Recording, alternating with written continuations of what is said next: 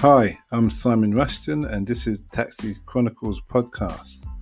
On this podcast, we spontaneously interview unsuspecting passengers with their permission, allowing them to share their intimate life stories and concerns. As our slogan states, real riders, real stories. Some riders prefer to be anonymous, while others ask me to tell their story later on. Either way, there are all genuine 5 to 10 minutes stories, so sit back and enjoy this episode. Morning. Yes, we're back with another episode, another rider. We have the lovely Amanda in the car today. Good morning. I've had a nice chit chat with her. She's a presenter for fashion industry. Well, she's been Fashion TV. Sorry, Fashion TV.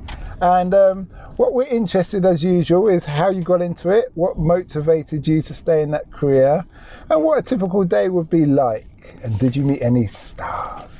Oh, well, the typical day was not as glamorous as what it all sounds. Fashion TV is a fantastic platform. We run in 365 countries. And basically London was for the taking, and we distributed on Sky for a long time, which I launched, and it was about being available during London Fashion Week and interviewing all the designers who were coming down the catwalk, and also interviewing designers who couldn't get onto London Fashion Week, who, for example, went to London Fashion Scout because it was more affordable for them. And they were often very quirky designers and very new and upcoming, so it was super interesting to get the first nibs on them and find out where they were educated, where they got their talent from, and where they got their inspiration from. So London Fashion Week is a huge part of the UK economy. Actually, fashion is a massive part of the economy in England, and it's a shame this year with COVID that has come to a halt, I suppose, but a lot of it is online now, and you can see a lot of 3D dimensional catwalk shows, so you don't have to miss out on the fashion. You just have to follow where. What do you think about this fast fashion? Well, fast fashion, it's like fast food. There's always going to be somebody out there who wants it. Okay. So what motivated you? How did you get into the industry? I suppose it was from the industry I'd been in before. I'd always been in textiles, but more on the selling point. And it was really my boss, Adam Lazowski, who launched Fashion TV in Paris. And he was launching all over the world. And my children were growing up, and I wanted to be involved. I wanted to be busy. I wanted to work. And it was just a great platform to be on. Okay. Great opportunity. I've always loved fashion, loved people, loved talking, as you can see. Yes, I can see. So what, for someone who was coming into the industry, before I even ask that, how has the industry changed from when you started to now, to when you left? It hasn't really changed. You know, you'll have the big designers who will always come out with a wonderful couture collection, and then you'll have the designers who come out with the high street collection. Everybody gets excited in autumn and in spring when the designers showcase their wonderful designs, you know, and there are just so many beautiful garments out there, whether it's silk or cottons or prints. And then, you know, we covered a lot of the wedding shows, which were very whimsical and just fantasyful and beautiful. It's just wonderful to see these creations coming out. You said you were in a lot of countries. Did that involve a lot of travelling for yourself then? Yeah. It's travelling. But mainly, you know, we'd do shows in Ireland. I would cover Cannes Film Festival when all the stars were there for their film openings, for their premieres. Because Fashion TV is not only a fashion platform, it's also about following the stars, following anything that's luxurious and lifestyle, you know, a glitzy lifestyle. And we were there with the cameras, and we would film and we would interview whoever was walking down that red carpet. So I assume you've interviewed Naomi. Naomi Campbell I haven't, but I've been in a shoot with her, but I haven't actually interviewed her, no. Okay. And Fashion TV have, but we have people all over the world. Okay. And so that wasn't my sector where she was being filmed, so therefore the team there took over. I'm with you. Who's the most famous people you've interviewed? So, anything that stands out? Probably didn't really interview them, but we were filming them and we were really up close with Brad Pitt and Angelina Jolie during the Cannes Film Festival, and she had the most magnificent gown on. It was just a quick hello. There've been so many. I mean, we have had a whole really the best of the best on Fashion TV, always. Roberto Cavalli. Oh gosh, there were just so many. What did you think of Angelina Jolie? Because I interviewed a American lady, and she was from Hollywood, and she does events. She did an event, and she said her impression of, she said Angelina Jolie was so beautiful. So beautiful. She was just a figure of a woman. Absolutely stunning. And yeah, really very statuesque and very beautiful. Okay. And a beautiful smile, and yeah, I think she's charming. What do you wish you learnt or you knew when you first started in the industry that you know now? How to speak into a microphone properly. What's that secret?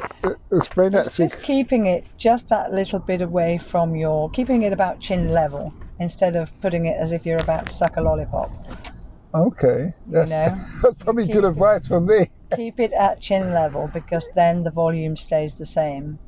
And also, tactics on how to remember people's names, because there are so many designers out there who are in certain countries. Elie Saab, amazing guy. I interviewed him. We went for cocktails in his apartment, the whole team. I mean, he's a wonderful designer. And you obviously names like that, Roberto Cavalli, Elie Saab, Giorgio Armani, you remember all the big ones, but then there are quite a few then who are definitely up and coming, definitely out there. And if you haven't worked with them, some of the names are quite complicated, and so that's a little trick I used to say. Hello, I'm Fashion TV, and I would like to introduce the beautiful. Yeah. And then I would have the microphone over, and they would introduce themselves, and I'd be going, thank you. Yeah, so that's also a good little tip. Did anybody cotton on to that? Like any interviewee? No, they just said their name and went for the flow. Just went with it. Just thought that was. That's something to remember as a podcaster. You don't just quite remember their name. What's the main country for fashion in the world, would you say? I'd say London. I'd say is an absolute hub for fashion. Okay. Massive.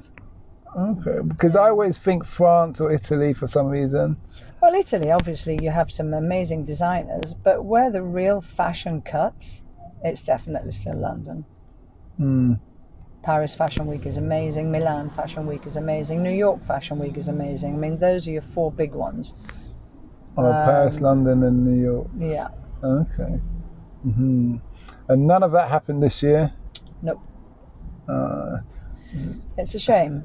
But, people are still hopefully drawing away and designing away. And fashion is something that will never die, though. It'll never die, but, the online retail is becoming stronger and stronger, and the shops are getting emptier and emptier. And so unless, what you have to look at the percentage of people who are buying the couture things, couture garments, and you go, right now, I mean, Harrods is not as busy as it was, Bond Street is not as busy as it was.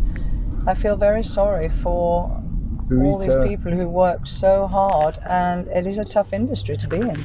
Apart from the jobs, do you think it really matters that people buy online? Being a big Amazon user myself. Me too. I'm a big online shopper. Well, I'm not a big online. I wasn't so much of a big online shopper, but I have become one. But I think that's time related. You see what you like, and if you've got, particularly if it's clothing, and if you've got the kind of figure that you can put on a size 10, then it's very easy to shop. Okay. See, with that, I was buying a tracksuit, for instance, yesterday. I have to see clothes. Yeah. I can't buy it online.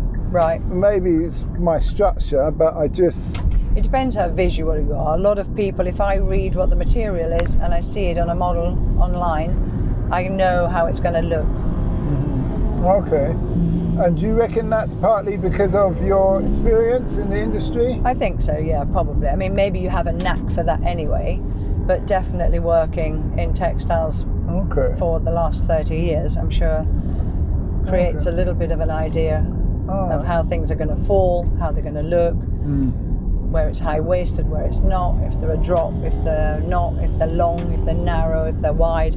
It's all of those things that you see in one look. Okay. Like you see the cars, as a great taxi driver, you see all the cars and you know exactly when to indicate, when not to, and when to stop. Yes. You see? That's your given talent right now. I'm with you. So my last question, what's the impact you want to have on the world?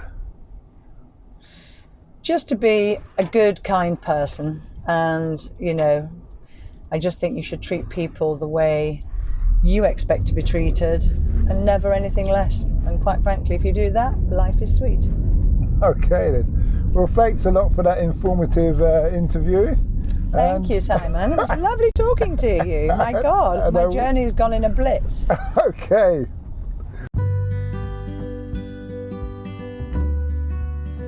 We hope you liked that episode. Keeping in mind, we never know who we're going to interview. We post twice a day, 8 a.m. and 5 p.m. GMT. Have you ever considered the future economies to invest in? Why not listen to our sister podcast, Africa Investor Stories? Considering Africa has the fastest growing economies and population on Earth and has done for many years, it holds 30% of the world's known natural resources. We publish twice a week, Tuesday with a guest investor and Fridays talking about investment, politics and history, providing a clear understanding for any potential investor.